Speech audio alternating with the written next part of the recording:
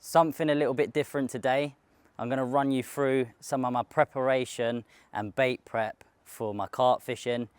I haven't been doing too much carp content as of late. A lot of it's been personal fishing, and with the summer coming to the end and the autumn around the corner, I'm going to be preparing a few little particle mixes and some pre-bait.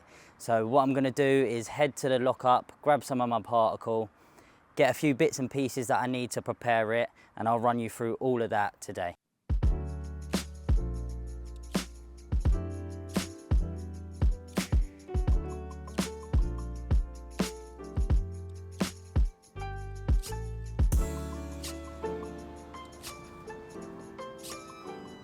Probably wondering why I'm in Euro car parts. It's not to get any engine oil or anything like that. That's no magic bait attractant. I'm getting some buckets, and they're really good quality, really cheap, and it's paramount when you're fermenting a lot of particle, which I'm going to be doing today and preparing. So that's what I've come here to get.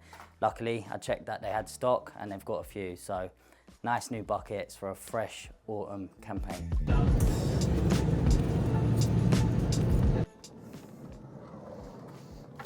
Right, where do we start? I've just been to the shop. Let me show you what I've got. Apart from a lovely salad bowl, nice healthy food, I've got some fresh organic garlic. That is a fermentation and a great additive that I mix in with my top flight pigeon conditioner. Different to a lot of other people, I've grown up, I know this is completely irrelevant, in the heart of London. I haven't got a massive garage or an outdoor space to be boiling particles outdoors. Pigeon conditioner, not having any hard nuts or pulses or seeds in it, the likes of like a hard tiger, maize, hemp, etc. You don't actually have to boil it through. What I do is I prepare it by a soak and leave it to ferment. It is being able to use after you are able to use it after a couple of days, but once it's fermented, it's actually better to use a week or so later. So I'm just going to fill these buckets up before I quickly go inside and fill them with water. So what I do, these are 20 litres, fill them about halfway.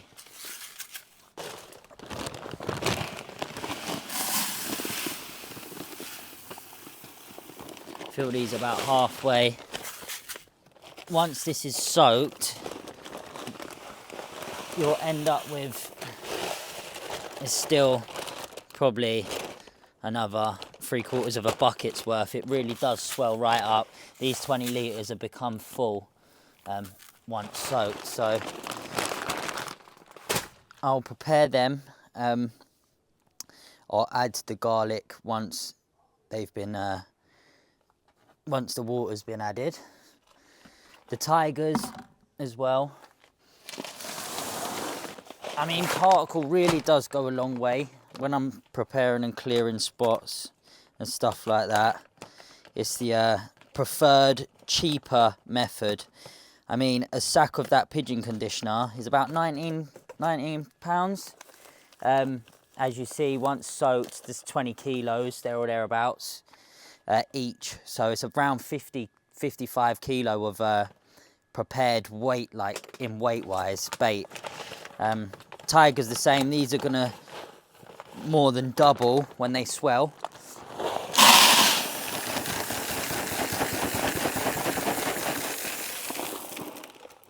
So lovely, really good quality Spanish tigers.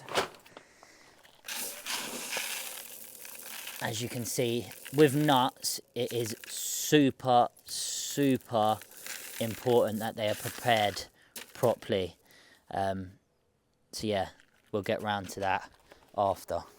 So now they're all full, I'll just carry them in. Luckily we're on the ground floor here, so it's not much hard work to get everything sorted and soaking.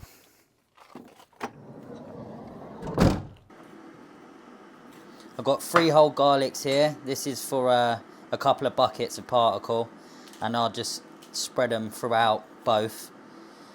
So whilst that kettle's boiling, I'll get this prepared. So like I say, just get the cloves, just give them a good old crush. I'll take the skins off as well, just put them to the side.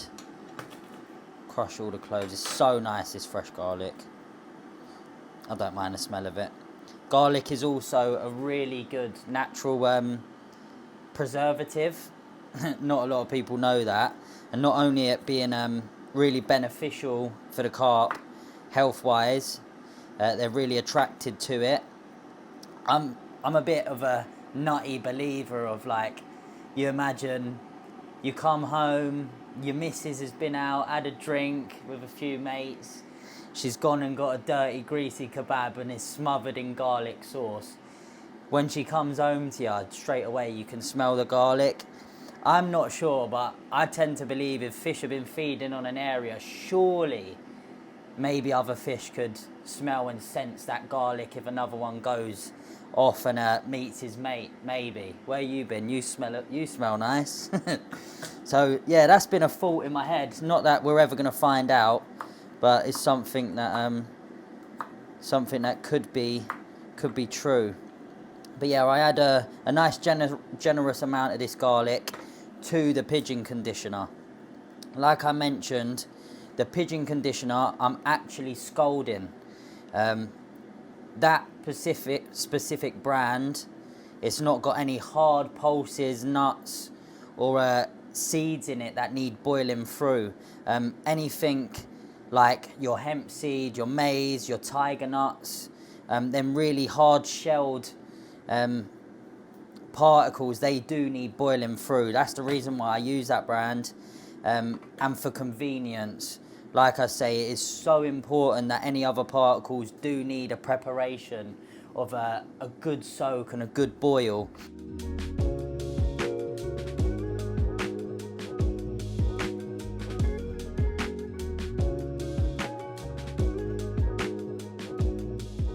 Whereas when I'm preparing the Bamford's pigeon conditioner, I make sure I've got a really heavy duty solid bucket like what I've bought today. I always use them buckets, and I'll boil the kettle numerous times. Where the particles filled up, I'll always double the amount of water, knowing that I've used that particle for years and used this method and that company for years, should I add, that it is totally safe to do it this way.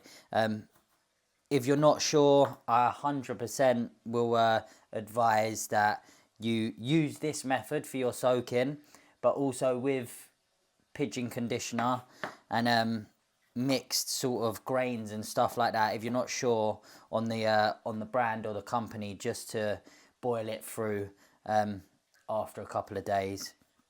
So yeah, that's what I do. I've diced all this garlic up, a few whole garlics. Get that in there. The aroma of that is beautiful. Get that in the sink. Let's add this boiling water. And what this does, it will soak through and cut into all them little grains and little pulses and so on. And with the bucket, it will pressure cook the particle for a period of time, and you'll be surprised that with the volume of water and material in that bucket being your particle, even after 24 hours, you put your hand in the middle of that, it'll still be hot. So I leave that for a couple of days. Like I say, you can use it after a couple of days, but with the fermentation of the garlic, I like to leave it for a week. So that's what I do. I add the boiling water to the top up here, grab the lid just to keep the steam from not escaping, and it'll pressure cook in there. I also do the same with the tigers, the boiling water method. I find that if I soak the tigers in boiling water, it will, within 48 hours, they'll be ready to boil. You notice with tigers, carp love tiger nuts. The reason why I use them, they're absolutely phenomenal. The crunch and just the overall attraction of a tiger, like there's not a carp out there that won't eat a tiger nut. They're amazing. You don't have to use loads of them, and they're a great alternative for nuisance species.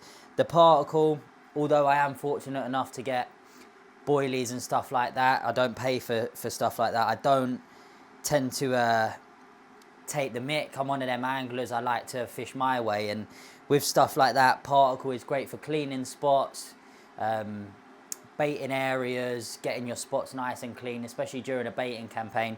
I've seen it where you'll throw like bigger food items and the spots just don't clear up as much. So that's why I use the particle. It's nice and cheap. You get a lot for your money.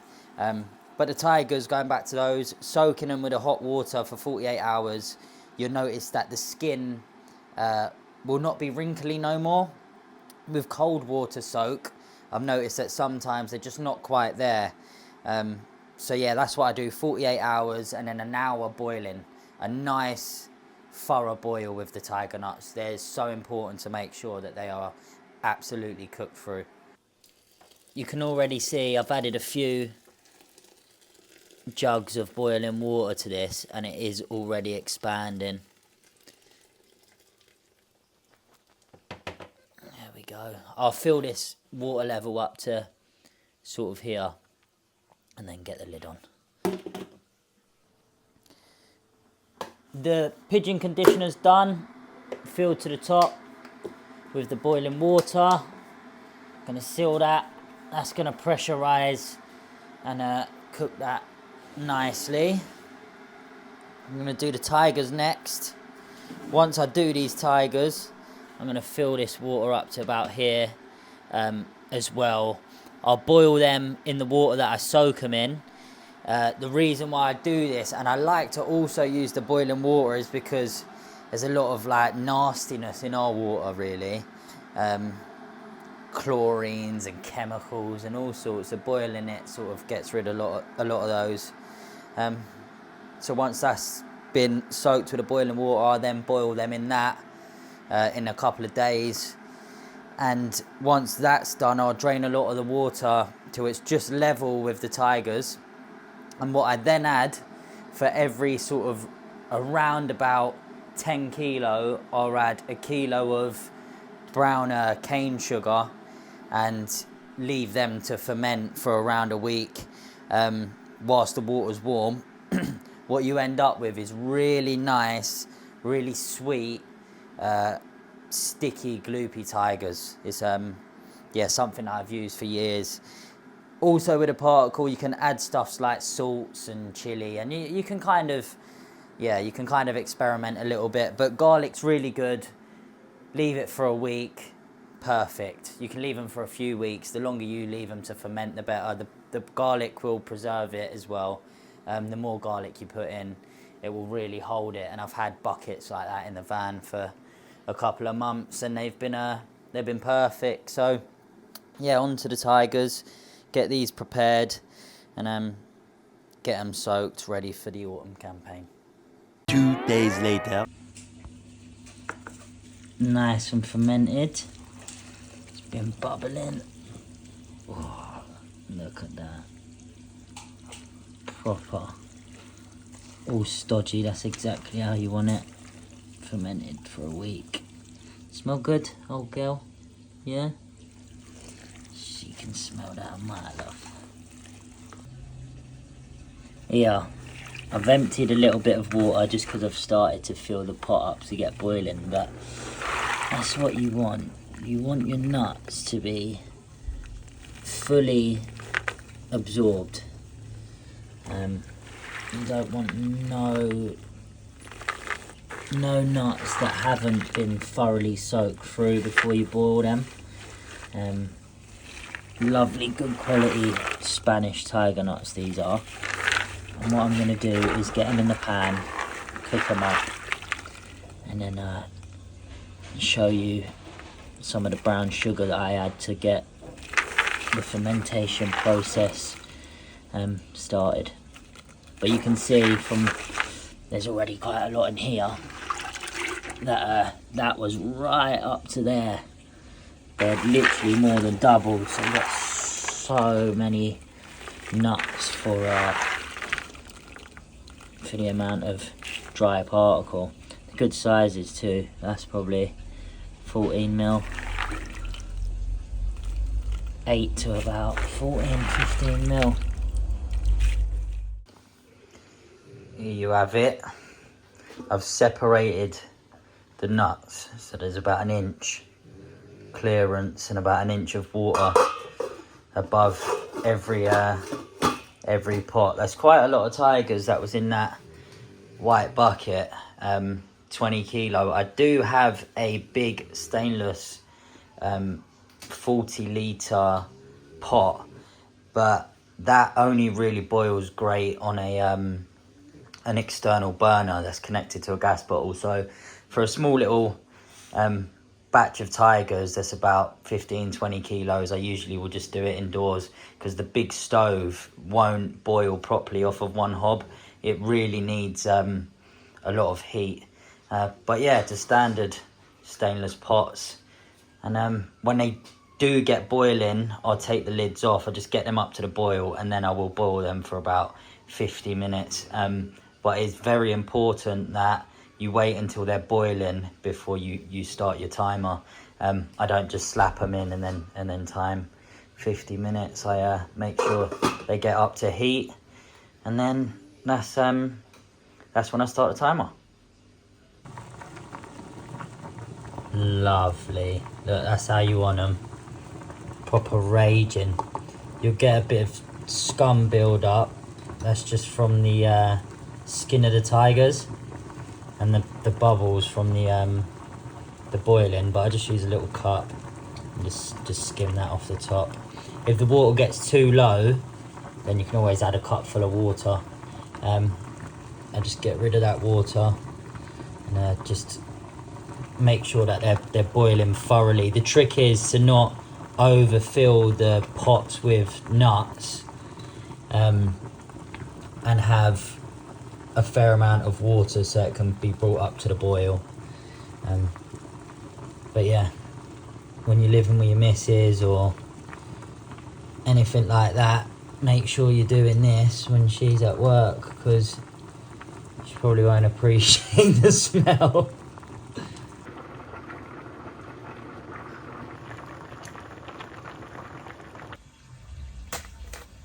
Special ingredient, brown cane sugar.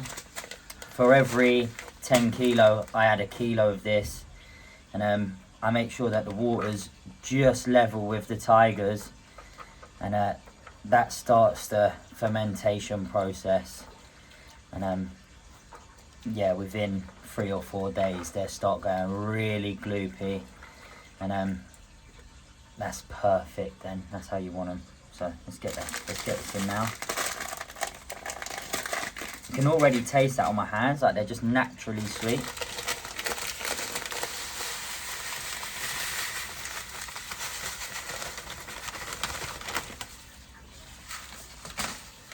So you're gonna just mix that in, and that'll slowly work its way through to the bottom of the tigers.